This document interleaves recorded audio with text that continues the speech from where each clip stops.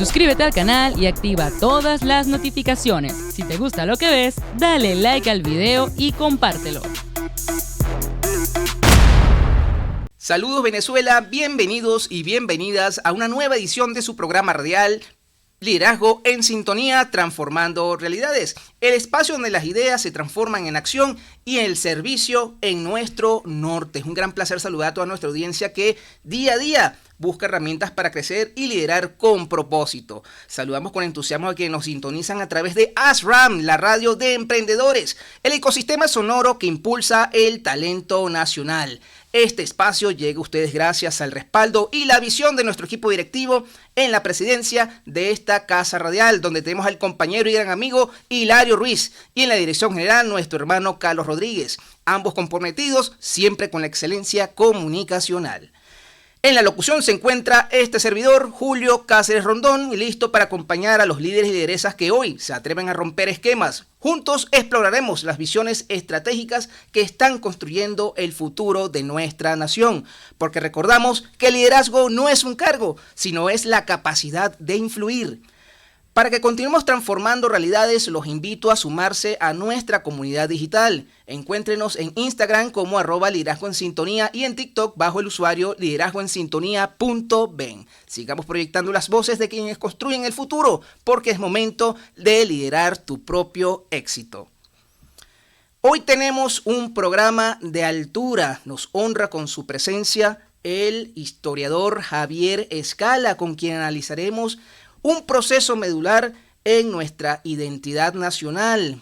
El tema de hoy es del arado al pozo, el tránsito de la Venezuela agraria a la potencia petrolera. Una mirada profunda a la transformación económica y social que redefinió nuestro destino como nación. Quédense con nosotros porque ya estamos en sintonía con el liderazgo.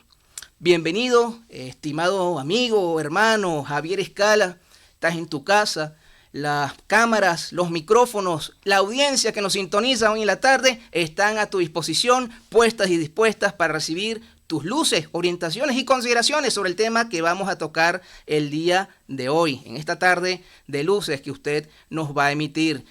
Un saludo para la audiencia que nos están sintonizando, por favor. Bueno, un saludo y antes que nada agradecido por haberme invitado el día de hoy para el programa a hablar sobre un tema fascinante, complejo, un tema que por supuesto ha cambiado, revolucionado la vida cultural y económica de nuestro país, ¿no? Desde más o menos desde 1922 hasta nuestros días. Excelente, hermano mío. Ya entrando en materia, hablemos un poco de lo que ha sido ese choque de dos mundos prácticamente que representó ese tránsito entre la Venezuela agraria y la industria petrolera tal cual como la conocemos hoy en día. Proceso importante que a nivel histórico redefinió lo que significa nuestra venezolaridad, nuestras capacidades productivas y también nuestra visión de lo que consideramos el progreso en todos los ámbitos que se pueden abordar tanto en lo político, en lo económico o en lo social, por lo que amerita, en razón de los actuales procesos históricos muy particulares que atañen a este año 2026, revisar esa historia, de dónde venimos y cómo se han reconfigurado a lo largo de las últimas décadas y siglo pasado el liderazgo o los distintos liderazgos que derivan de todas estas dinámicas económicas. Históricamente, Venezuela pasó de una estructura basada en la exportación del café y el cacao, una economía de renta petrolera, a una economía de renta petrolera, mejor dicho, de casi de forma prácticamente súbita. ¿Cómo afectó este cambio en la psicología del liderazgo venezolano de la época? ¿Perdimos la cultura del esfuerzo agrícola por la inmediatez del rentismo? ¿Cuáles serían tus consideraciones respecto a eso, hermano? Bueno, lo primero que yo mencionaría es que Venezuela ha vivido tres periodos, ¿no? El del cacao, que es desde 1728 hasta 1830, el del café de 1830 a 1928 y el del petróleo, que es desde 1928 hasta el día de hoy, ¿no? Estamos hablando de que la Venezuela del siglo XIX es una Venezuela que se conforma en función del café. A partir del año 1830, 1835, el café empieza a desplazar gradualmente al cacao, que fue el producto tradicional de la colonia, fue el producto que amansó la fortuna de los grandes cacaos, que eran los blancos criollos, los grandes poseedores de esclavos. Y ya para la fecha, 1830, 1835, poco a poco el café va tomando un espacio, ¿no? La productividad se va a hacer en torno al café. El café es más rentable, resiste más, no necesita tanto trabajo y tanto mantenimiento como el cacao. Su producción, un cafeto empieza a producir a partir de los 2 o 4 años y tiene una duración que hasta puede ser hasta de 8 años, ¿no?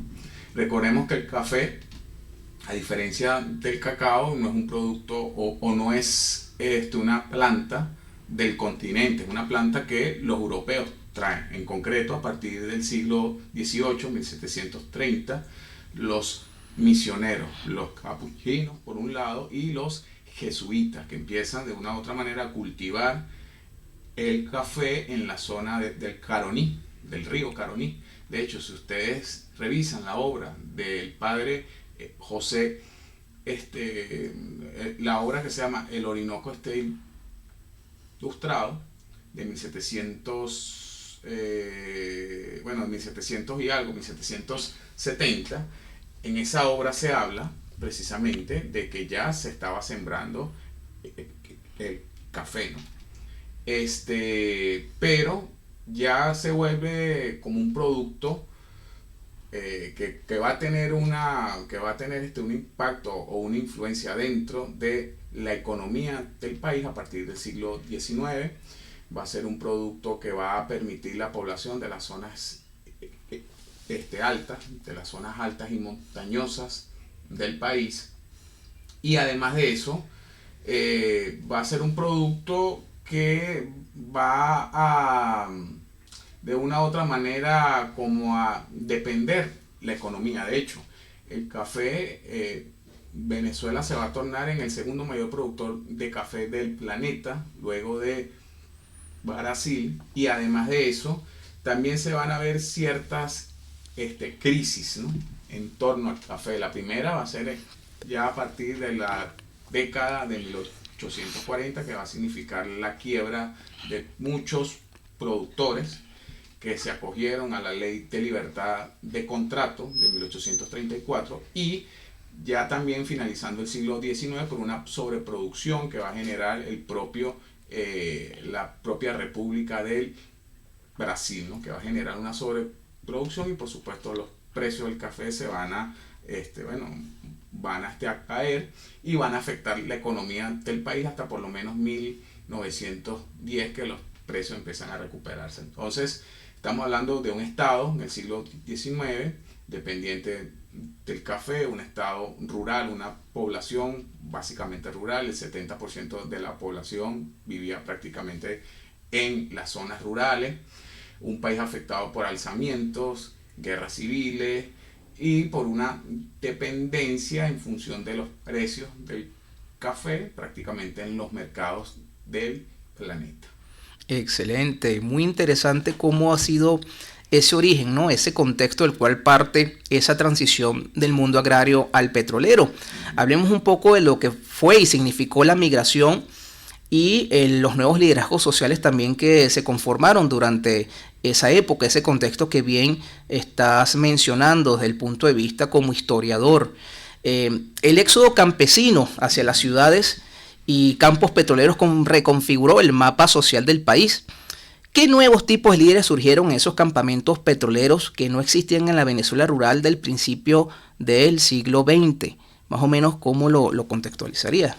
Bueno, lo primero para entender este cambio o la llegada masiva de campesinos a los campos que producían el petróleo, lo podemos ver en dos novelas fundamentales. Miguel Otero Silva tiene Las Casas Muertas, que básicamente es el declive de un pueblo en los llanos centrales de Venezuela, su abandono, su éxodo, ¿no?, buscando una nueva riqueza, buscando una nueva vida. Y luego, estamos hablando de que Casas Muertas, Miguel Otero Silva la sacó en 1955, en 1961, la oficina número 1, ¿no? allí se ve el surgimiento del campo, cómo era la estructuración del campo y la, digámoslo así, la transformación del pueblo del Tigre, ¿no? Que es en donde se da la trama, ¿no? Ciertamente comienza ahora a revertirse la fuerza. Si en el siglo XIX el 70% del país vivía en zonas rurales, ya en el siglo XX el 70% del país ya está en las zonas de las ciudades. Las ciudades se van a convertir en un centro de transformación, de cambio, y por supuesto la explotación, la riqueza del petróleo va a tener un impacto significativo. ¿Qué líderes comienzan a surgir? Los líderes sindicales, por ejemplo, que ya existían, pero con la explotación se van a ir se van a como a masificar. Los trabajadores se van a como a nuclear o a organizar en confederaciones. Estamos hablando que comienza a masificarse una nueva clase trabajadora dentro del país, que es la clase proletaria, ¿no? Que en el siglo XIX sí existían las ciudades, sí habían fábricas, pero no era algo masivo, no era algo extensivo. La riqueza la producida era la hacienda, el campo, el campesino. Y aquí no, y aquí hay otro tipo de trabajador que es el obrero de los campos de petróleo, ¿no? Que es el que va a extraer esa riqueza. Y por supuesto va a ser una riqueza que el país no se la esperaba. Estamos hablando de que para 1928 Venezuela producía aproximadamente unos 100.000 barriles al día. Para 1998 la producción era de 3.5 millones de barriles al día, y por supuesto todo esto va a generar unas grandes cantidades de recursos para el país. Estamos hablando de que si para el siglo XIX los presupuestos eran de 17 millones, 25 millones, para 1940 los presupuestos podían ser de 300, 400, 500, ¿no? Entonces hay un cambio bastante radical. Por supuesto, esto va a afianzar el clientelismo, las dictaduras de fuerza. También van a tener una forma de dominio, de clientelaje, de comprar influencia. Pero también estamos hablando que en la década del 30, incluso antes, hay una política de estructurar la integración del territorio. ¿Y cómo se estructura la integración del territorio? A través de las carreteras. Las carreteras van a ser ese instrumento para conectar la geografía del país. Y esto se va a lograr precisamente con la renta.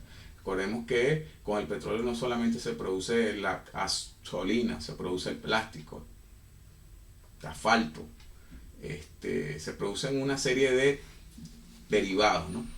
Y por supuesto el petróleo va a permitir todo esto, va a llegar a una gran riqueza que va a transformar la vida social y económica del país. Ya el país no va a estar en torno a la función rural del campo, sino ahora en la función de la extracción de petróleo, del comercio y del consumo, que se va a disparar porque va a haber más recursos en la calle, va a haber más dinero en la calle. Y por supuesto hay un factor muy importante que va como que a permitir todo esto. Está bien, sí, el petróleo lo va a hacer, pero también está el fenómeno de la paz. Las guerras civiles se acaban y el país entonces se empieza como a enrumbar a un sistema de paz y de prosperidad que se va sobre todo a ver a partir de los años 40 en adelante. Y por supuesto una transformación completa del espacio físico. Si vamos a Caracas, bueno, la transformación que sufre la ciudad, bueno, va a ser algo radical, ¿no? En un lapso de 15 años, 20 años, de 1940 hasta 1960, la transformación de la ciudad va a ser radical. Y la población, además, o sea, Caracas alcanza una población de 1 millón de personas en 1955. O sea, estamos hablando de que la capital del país llega a 1 millón de habitantes prácticamente, que es a mediados del siglo XX. O sea, que no era una ciudad tampoco tan poblada. Y por supuesto, aparte de los campesinos que empiezan a llegar, también empiezan a llegar los extranjeros que están buscando en el petróleo una forma de vivir mejor. Venezuela se hace un país muy atractivo a la inversión, un país muy atractivo al extranjero, un país donde hay riqueza fácil, donde hay abundancia, donde hay trabajo, donde hay empleo, donde hay buenos sueldos, y todo esto está vinculado, por supuesto, a la explotación del petróleo, al aumento del comercio y, por supuesto, bueno, a la llegada masiva de personas, tanto de aquí como de afuera. Hablemos un poco de un personaje que es inevitable comentar o hablar sobre él cuando se trata del tema de esa transición entre el mundo agrario y la industria petrolera. Hablemos un poco de Juan Vicente Gómez y la modernización del Estado venezolano. Hablando de que en su periodo de 27 años es el periodo donde se hace tránsito, ¿no? Del café al petróleo. Hay que decir algo, el petróleo se trabajaba de forma muy artesanal, muy rústica. A finales del siglo XIX había una empresa en la zona del Táchira que se llamaba la Petrolia. La Petrolia extraía petróleo, estamos hablando de 500 más o menos al día, para producir queroseno, que era una forma de producir luz de una manera más barata. Por supuesto, estamos hablando de una empresa venezolana, con capital venezolano, pero que no tenía como el poder para producir 100.000 barriles al día, 500.000, o sea, no tenía esa capacidad, ni la maquinaria, ni la infraestructura. A finales también del siglo XIX hay compañías que explotan el asfalto, pero la producción como tal, las compañías, la maquinaria, la industria como tal comenzaría a partir de 1914 con el Sumaque 1. Luego vendría 1922 ya el gran reventón con el Barroso 2, que ese sí trae la atención de los capitales extranjeros, porque se dan cuenta de que Venezuela es un país bastante rico en este recurso, se dan cuenta de que hay bastantes yacimientos en el país, y bueno, esto va a traer la llegada masiva de capitales extranjeros. Está la Standard, está la Shell, hay varias compañías que comienzan a sentarse en el país. Por supuesto, comienzan las concesiones que la daba el propio régimen. El régimen daba las concesiones a través de una compañía que creó en 1923 llamada la CBP, Compañía Venezolana de Petróleo, que era la encargada de darlas, ¿no? Por supuesto, había tráfico de influencia, había corrupción. Las concesiones se las daban a un particular, este particular las revendía y se hacía inmensamente rico, pero y además había una legislación muy favorable, ¿no? Porque no se conocía sobre el petróleo, no habían especialistas sobre el petróleo en materia legal, y esto hizo que las compañías prácticamente sacaran el petróleo muy barato del país, ¿no? Por supuesto, también se usó esta renta, como hice referencia, para darle integridad al país, ¿no? Construyendo las carreteras, que tenían primero un fin militar, el fin militar de poder mover las tropas rápidamente para sofocar cualquier rebelión, pero también tenían como un propósito de conectar el país con las regiones lejanas. Asimismo, también dentro de la clase media y alta comienza a haber el consumo del automóvil. El automóvil empieza a ser cada vez más comprado en el país. Venezuela comienza a moverse en 4 ruedas.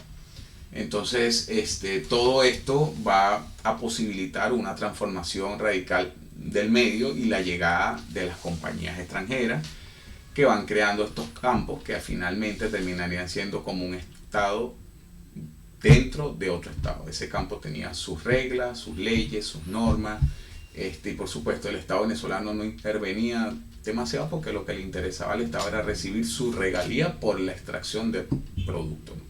Y así también, se amansaron fortunas rápidamente, ¿no? A propósito del gobierno de Juan Vicente Gómez, se vio su gobierno como una dictadura en su época.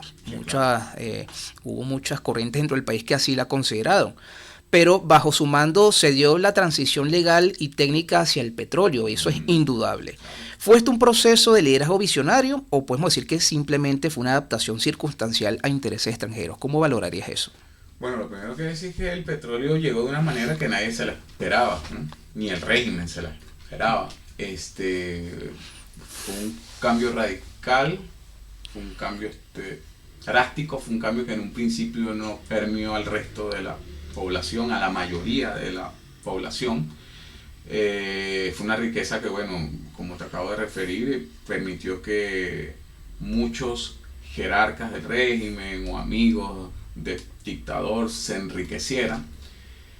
Pero yo pienso que el Estado venezolano en un principio no se daba de cuenta del potencial de esta riqueza. De hecho, hay un personaje muy famoso que es Torres, Gumersindo Torres, que es el que va a redactar las primeras leyes de hidrocarburos del país, que es la de 1917, que bueno, las compañías las sabotearían y de luego se darían unas en 1921 y 1923 que eran mucho más flexibles. Pero el Estado venezolano en un principio se va adaptando a la llegada de ese gran recurso. Gómez sabe que ahí hay un potencial, que ahí hay poder, que Venezuela está siendo el receptáculo de los capitales extranjeros. Las compañías, si ustedes revisan la prensa de esos años, no hablan nada ni de régimen, ni de preso, ni de dictadura, sino hablan de que Venezuela se está volviendo en potencial económico, el progreso económico, el dinero, el petróleo. Y por supuesto los propagandistas de la dictadura también, ¿no? Se presentan ante el país que han traído la paz. Ciertamente ya no hay las guerras civiles, ni los caudillos, ni los levantamientos. Han traído la unidad, la unión de los venezolanos. Es decir, aquí no hay otro partido, sino el partido de Venezuela.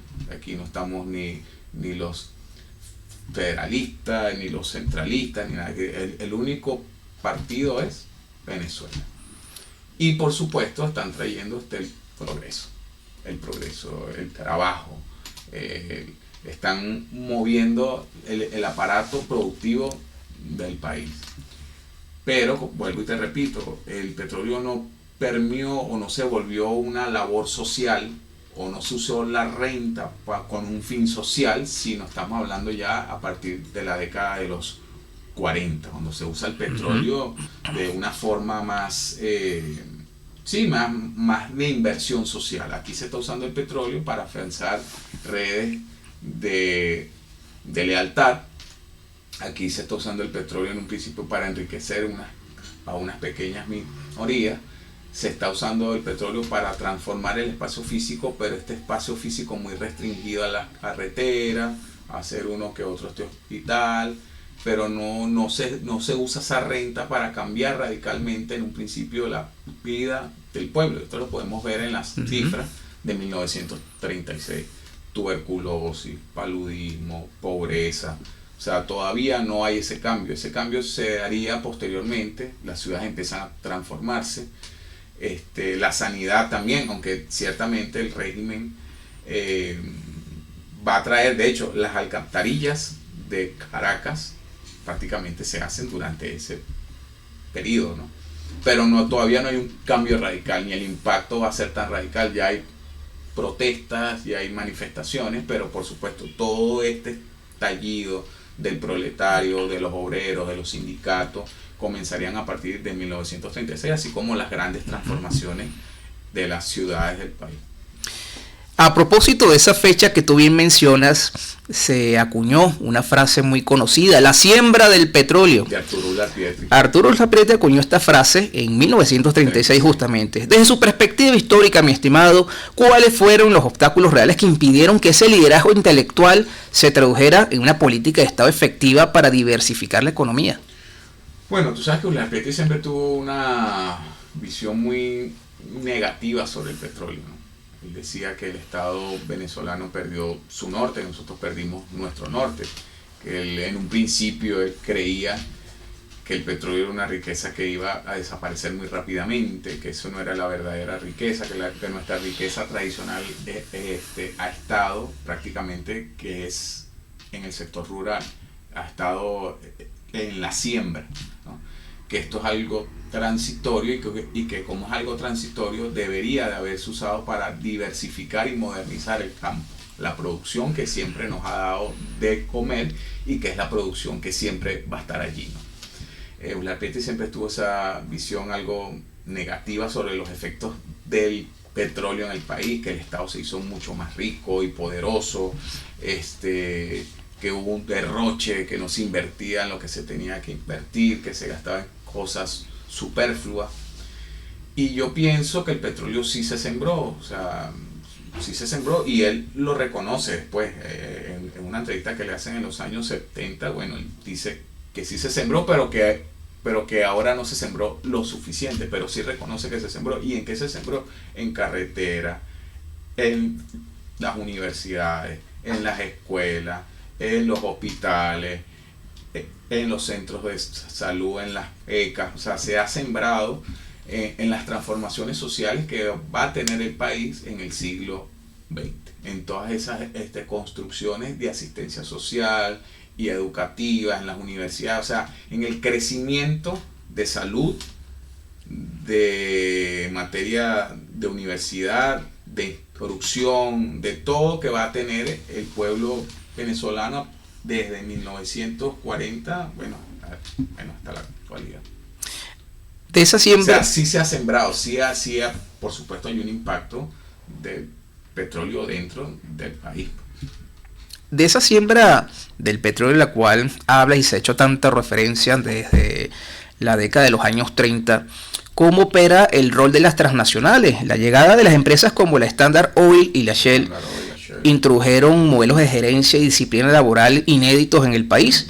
¿Cómo influye esta cultura corporativa extranjera en la formación de la primera clase media general y gerencial también en Venezuela?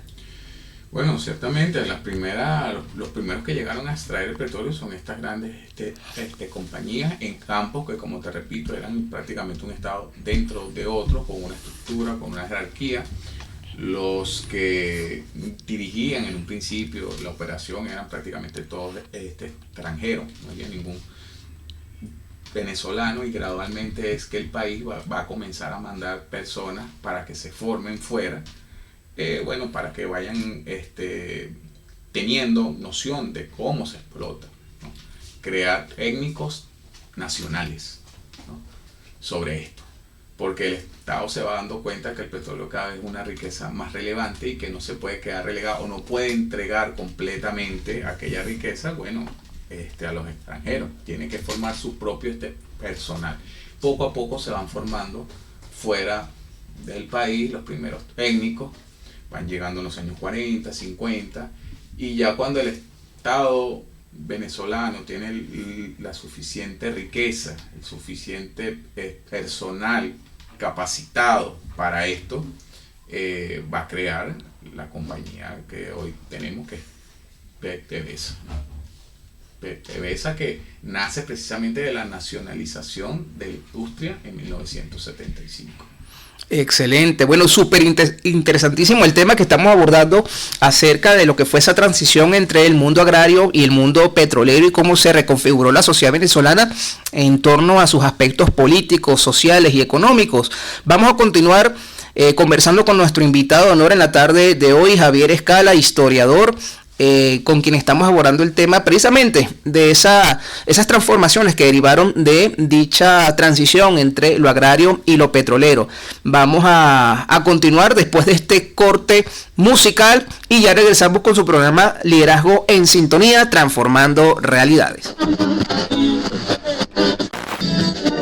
Estamos de vuelta con su programa radial Liderazgo en Sintonía, Transformando Realidades. Para quienes se estén conectando en este momento, les recordamos que estamos con nuestro invitado de honor, el historiador Javier Escala, con quien estamos abordando el tema sobre el tránsito entre la Venezuela agraria y la Venezuela petrolera. Estamos revisando lo que ha sido esa evolución, no solamente de los rubros de producción de nuestro país, sino también los cambios en cuanto a las concepciones sociales, políticas y económicas.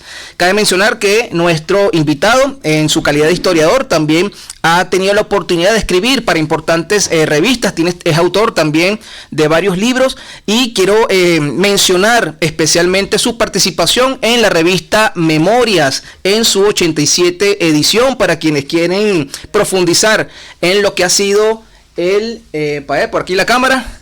Ajá, esta cámara por aquí. La revista Memoria en su 87 edición, donde nuestro invitado también ha podido contribuir para lo que significa aquellos aspectos de la venezolanidad en cuanto a la evolución de lo que tiene que ver con la sociedad, la producción, la diplomacia. Dichos tópicos se abordan dentro de esta importante revista. Los invito para que la adquieran y revisen su contenido. Volviendo a las dinámicas del programa, mi estimado, agradeciendo nuevamente su presencia aquí, sus luces. Agradecido a ustedes más bien, la invitación. Aquí acompañado de un excelente café, muy bueno, cortesía acá de ASRAM, la casa de los emprendedores. Vamos a continuar aquí entrando en materia, un poco a propósito del abordaje cultural de lo que significó ese reajuste que derivó de ese tránsito entre lo agrario y lo petrolero. De alpargata al zapato de charol. Este tránsito no fue solo económico, sino cultural. Cómo cambió la percepción del éxito para el venezolano común cuando el Estado se convirtió en el principal repartidor de la riqueza en lugar de la tierra. Exactamente, bueno, lo vas a transformar, ya más o menos te he nombrado el espacio físico, las ciudades. El país comienza un proceso de urbanización muy importante, las ciudades empiezan a poblarse, todo esto va a generar, por supuesto, un cambio radical dentro de la mentalidad. La generación de una visión de riqueza fácil, de que el Estado es el dador de todo, el Estado se vuelve el gran benefactor, el Estado se ve como el todo poderoso, el que tiene los recursos, el que tiene el dinero, el Estado es el gran proveedor. Todo esto va a generarse a partir del cambio de la dinámica en función del petróleo. Asimismo, el consumo, ¿no? Solamente estamos hablando de que el petróleo va a generar un cambio dentro de la estructura de la economía, sino va a generar la llegada de capitales masivos al país. Todo el mundo va a querer invertir en el país, a diferencia del siglo XIX, donde muy pocos se atrevían a invertir en un país muy pobre, país con una riqueza limitada, un país con alzamientos, con guerras civiles, un país completamente estable. Ahora todo el mundo quiere poner sus capitales básicamente en nuestro país. Se sabe que es un país muy rico, un país que tiene recursos, y por supuesto todo esto va a significar la llegada masiva de productos que va a disparar, por supuesto, el consumo de la población, que además va a tener un poder adquisitivo mayor, y por supuesto va a haber una movilidad social un poco más como acelerada de lo que era durante el siglo XIX, ¿no? La clase media va a crecer, va a haber oportunidades para personas que antiguamente no tenían aquellas oportunidades, el acceso a la salud. O sea, vamos a decir que el Estado con el petróleo se va a transformar radicalmente de ser un Estado que recibía los impuestos, que pagaba las casas comerciales, un Estado que vivía de impuestos, a ser un Estado benefactor. El Estado se va a encargar de resolver todo. Es el que tiene los recursos, el que tiene el poder. Y por supuesto va a crear dentro de los venezolanos una mentalidad de dependencia del Estado. O sea, el Estado me tiene que resolver a mí. El Estado es el que tiene los recursos. El Estado es el que tiene que resolver. Ya no se viven de los impuestos, sino de las regalías que se obtienen por concepto de renta. Y cuando Y cuando el Estado venezolano nacionalice esto, a partir de 1976, por supuesto la industria va a quedar en control del propio Estado. O sea, el Estado se va a hacer más rico aún. Es importante hablar de las lecciones que representan para las actuales reconfiguraciones sociales. Hoy hablamos que la nueva industria petrolera, bajo sanciones y cambios geopolíticos que han sido notorios y evidentes, sobre todo a principios de este año, en base a eso, ¿qué lecciones de tránsito de aquellos años 20 y años 30 podemos aplicar hoy para no repetir los errores de la dependencia absoluta en la industria petrolera? Bueno, yo pienso que lo primero que se tendría que hacer es, por supuesto, capacitar más personal sobre esto y, por supuesto, en mi opinión, reactivar la producción. Estamos hablando de que Venezuela para 1998 producía 3,5 millones. Hoy está llegando creo que a 1 millón. Hay que volver a producir esa cantidad, hay que volver a activar la producción de petróleo, pero esto es muy importante, no depender solamente de él, no quedarnos, no cometer el mismo error que cometimos en el pasado de depender solamente del petróleo. Y esto no significa que no se produjera ni café, ni cacao, ni otros rubros, pero el centro dominante de lo que comíamos y de lo que seguimos comiendo es precisamente de la extracción de crudo. No depender totalmente del crudo, diversificar la economía, tecnificarla. Y por supuesto, yo pienso que un gran historiador, Tomás Araca, refirió esto. El problema no es que Venezuela tenga los yacimientos más, que tenga los mayores yacimientos del planeta y que tenga la mayor riqueza y que tengamos petróleo por siglos. El problema es qué pasaría si el mundo ya no se hace dependiente del crudo, si el mundo comienza a generar fuentes de energía diferentes al crudo. ¿Qué pasaría ahí? ¿Cómo quedaría Venezuela? El problema ya no sería que tenemos esa riqueza, sino que vamos a hacer con esa riqueza si el mundo cambia a otras fuentes de energía. Entonces tenemos que pensar eso, no dejar todo en un solo rubro o en un solo campo, diversificar. Desde Liderazgo en Sintonía somos de la opinión que el liderazgo debe forjarse también con una visión histórica. En ese sentido, quisiera que de tu voz, para esa audiencia que nos sintoniza, para los líderes y lideresas que nos escuchan hoy en nuestro programa, quiero que les digas por qué es fundamental que un gerente o político actual comprenda la ruptura que significó pasar de una economía de producción agraria a una economía de extracción petrolera. Bueno, el impacto fue significativo y yo pienso que la mayor lección de todo esto es que hay que estar siempre preparado. Así como fue un cambio, sorpresivo, que nadie se lo esperaba, un cambio que generó aumento de renta, de flujo de capitales en el país, también puede generar en un futuro que sea lo inverso, precisamente por lo que te acabo de referir. Si el mundo se torna una fuente de energía diferente, ¿qué vamos a hacer? Es así. ¿De qué vamos a cómo vamos a mantener el país? Entonces, por eso es que no hay que dejar todo en manos del crudo, de la extracción del crudo, que es importante, sí, que hay que aumentar la producción, sí, que hay que volverse más competitivo, sí, que hay que modernizar toda esa estructura, sí, pero no depender solamente de eso, usar también ese recurso para modernizar y para crear nuevas fuentes de ingresos para el país. No dejar todo en una sola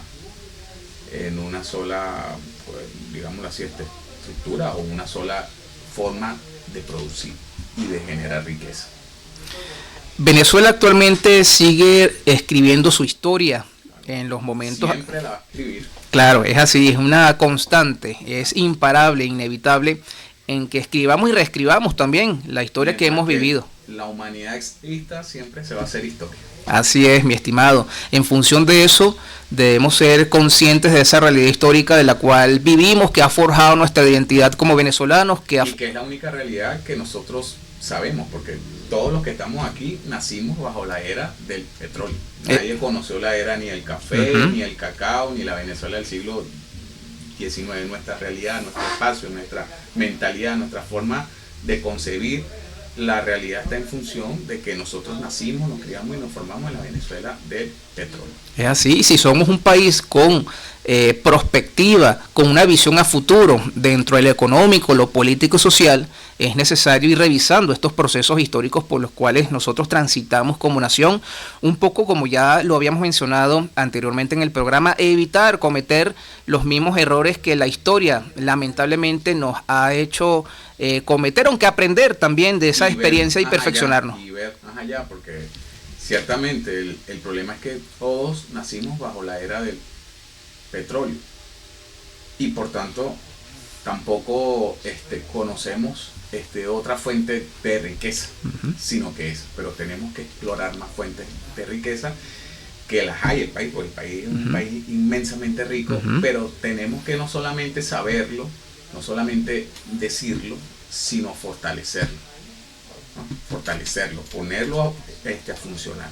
Es así, cabe resaltar que cuando hablamos de riqueza, además las riquezas geológicas, minerales y el petróleo, bueno, todo lo que hay, el suelo fértil, el cacao, el café, el añil, los cueros, todo. Y la riqueza más valiosa para una nación, su ciudadanía, su identidad, su conciencia. Su pueblo, que es un pueblo que ha sido históricamente trabajador, echado para adelante. Es así, mi estimado, de verdad supremamente agradecido por su presencia en nuestro programa de hoy. Estamos con nuestro invitado Javier Escala, historiador, con cuya presencia engalanó estos espacios. Y en contra, permíteme que te mencione esto, y en contra de esa visión negativa que se tiene de que el pueblo es un pueblo flojo, un pueblo que no trabaja, vago, haragán, o sea, basta levantarse todos los días a las 5 de la mañana, a las 6 y ver, bueno, las calles, como ya la gente sale a trabajar, sale a producir, no solamente sus medios para poder vivir su salario, su sueldo, sino para producir para el país, para el bienestar, para el progreso del país. Maravilloso. Este ha sido un programa con una gran perspectiva histórica, con una gran perspectiva también de conciencia, entendiendo que venimos también de todo un conjunto de procesos en el orden social, como ya lo mencionamos también, político y económico, que amerita ser revisado para ir trabajando nuestra actual reconfiguración social y ir proyectando hacia una Venezuela de progreso, próspera, productiva y cuya venezolanidad esté logrando la mayor suma de felicidad posible. Y bueno, finalmente, para aquellos que les interese leer, saber más sobre esto, bueno, las novelas de Miguel Otero Silva son fundamentales para entender aquella transformación que genera este petróleo. Por supuesto, la obra de Rómulo Betancourt, Venezuela, Política y Petróleo. Hay una obra de Miguel Quersala, que también se llama La riqueza que perdura. La obra de la historiadora Irene Rodríguez Calat, que se llama El petróleo en la historiografía venezolana, Historia del petróleo de Salvador de la Plaza, Antropología del petróleo de Rodolfo Quintero, Historia del petróleo de Simón Alberto Consalvi. También pueden estudiar el texto de Héctor Malavé Mata, Rasgos históricos del antidesarrollo en Venezuela, que ese ensayo o esa obra fue merecedora, si mi memoria no me falla, del premio Casa de las Américas. O sea, hay un tema, o sea, para entender el petróleo hay bastante, ¿no? Hay bastante bibliografía al respecto, y pienso que todo venezolano debería de conocer más sobre esto, ¿no? Sobre petróleo, sobre su impacto, porque a fin de cuentas es de lo que hemos vivido en los últimos 100 años. O sea, entender el país sin el petróleo, bueno, es imposible, o por lo menos el país del siglo XX, sin entenderlo, sin eso no se puede. Excelente, con estas reflexiones y con esta también grata invitación al estudio bibliográfico que atañe al tema petrolero, despedimos por la tarde de hoy nuestro programa Liderazgo en Sintonía, agradeciendo la presencia de nuestro invitado Javier Escala, historiador. Si quieren profundizar en su trabajo, pueden consultar también sus redes sociales y contactarlo también a través de esos medios. Si puede compartir la audiencia sus redes sociales, mi estimado. Javier Escala 85. Estoy en Facebook, estoy en Instagram, me pueden contactar por ahí, y siempre ahora lo importante es, digámoslo así, difundir el trabajo. Y si uno como historiador, recordemos que siempre, el historiador tiene algo que se llama la responsabilidad social, y la responsabilidad social es llevar al pueblo una historia o una interpretación, porque nosotros lo que hacemos es una interpretación de la historia del pasado, lo más imparcial, o lo más imparcial, lo más seria, lo más documentada posible, ¿no? Y que el propio lector se forme su criterio. Y bueno, yo estoy a la orden para lo que se requiera, ¿no? El historiador tiene que encargarse en parte de entregarle al pueblo, o de ir desarrollando en el pueblo una conciencia de su historia, de su pasado, porque un pueblo que no tiene una conciencia de lo que es, no sabe ni para dónde va ni qué es. O sea, tú no sabes qué es y no sabes de dónde viene. De hecho, Cicerón decía algo así, el gran filósofo y orador de la República Romana: no saber lo que pasó antes que nosotros es como seguir siendo pequeño. O sea, es como no crecer. O sea, no saber lo que sucedió anterior, o lo que pasó antes de nosotros, es como seguir siendo, unos infantes. No seguir, no avanzar. Entonces es muy importante que el pueblo sepa de dónde viene, qué ha sido de su historia, y por qué el país básicamente funciona como funciona. Excelente, agradecido por sus reflexiones. Esto es Liderazgo en Sintonía. Como pueden haber apreciado en este y nuestros 3 anteriores programas, estamos en una plataforma transformadora que busca proyectar voces de quienes generan progreso real en los ámbitos económicos, políticos, deportivos, social y cultural de Venezuela, bajo la premisa de que el liderazgo no es solo un cargo, sino la capacidad de influir. El espacio ofrece herramientas y valores de alto impacto para convertir aspiraciones en resultados tangibles. El propósito de este programa es empoderar a cada individuo para que domine su capacidad de influencia y rompa esquemas que se convierta en un gerente de éxito autosuficiente en el competitivo mundo global en el cual vivimos. Muchísimas gracias a nuestra querida audiencia por sintonizar Liderazgo en Sintonía. Este espacio transformador llega a ustedes gracias al respaldo y la visión de ASRAM, la radio de emprendedores, donde tenemos en la presidencia de este canal al compañero y gran amigo Hilario Ruiz, y en la dirección general nuestro hermano Carlos Rodríguez. Mis saludos y mis respetos para ambos. Agradecidos por su presencia, agradecido a nuestro invitado. Nos vemos. Muchísimas gracias. Claro que sí, claro que sí. Estoy muy seguro que más adelante podemos continuar esta y otras materias en el marco de la historia. Muy largo y muy complejo, ¿no? Claro que sí. Bueno, muchas gracias. Nos vemos la próxima semana. Sintonícenos por las plataformas streaming de ASRAM, la radio de emprendedores, sobre todo en YouTube y en su página web principal, así como por las redes sociales de Liderazgo en Sintonía, tanto en Instagram como en TikTok, donde vamos a estar subiendo material, contenidos de interés, de alto valor para aquellos líderes y lideresas de información. Así que, bueno, nos vemos la próxima semana de 1 a 2 de la tarde, todos los días viernes, a través de las plataformas ya mencionadas. Feliz tarde, gracias. Feliz tarde. Compártelo con tus amigos. También puedes visitarnos por asranhogardeemprendedores.com y allí vas a poder ver toda la programación que tenemos para ti.